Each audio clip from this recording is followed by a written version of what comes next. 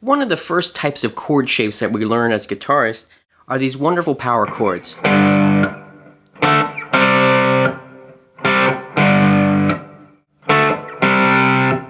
And I know I play them a little weird. Most people will play them with their first finger and their third finger, so the root and the fifth. But for some reason, I've always found it more comfortable to do with my pinky. But these are great chords, right? Because there's no third in them. It's just, again, the root and the fifth of the chord. But one interesting thing about guitar is that we can play these shapes in different areas of the neck, or even just find power chords in different voicings even on the neck. And why am I mentioning this? Well, for the longest time, I kind of just thought this is the only place to play power chords. So one thing that you can do is you can take that shape and move it up an octave. And here we're still playing the root and the fifth, but now on top. And same thing here, the root D and A, the fifth, for the D power chord. But you notice what you have to do here. The way the guitar is tuned, you can't do the same shape. It just doesn't sound right. You have to move up one fret. And again, that's because the guitar is tuned that way.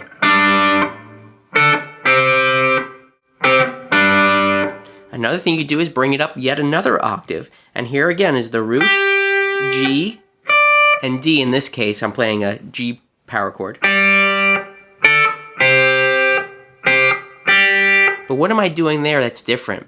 Well, I'm starting to use a different inversion of the power chord, where I'm playing the same thing, a D chord, a D power chord, just the root and the fifth, but now the fifth is on top. And the same thing for the C. But what's really cool about this is that shape can also be played down lower. And why it sounds so cool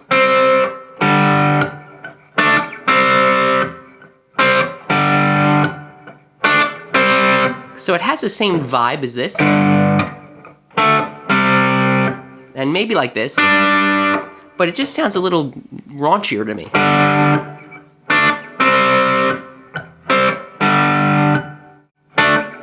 And again, all we're doing is we had the same root here, but the fifth, the same that we would find in this shape, is now on top. And the same thing happens here. So your root happens to be underneath your second finger if you're playing it this way. Sorry, your third finger, not your second finger. Your third finger. Now here's something really neat that you can do with both of these shapes. Let's say you're recording a guitar part and you have the normal power chords.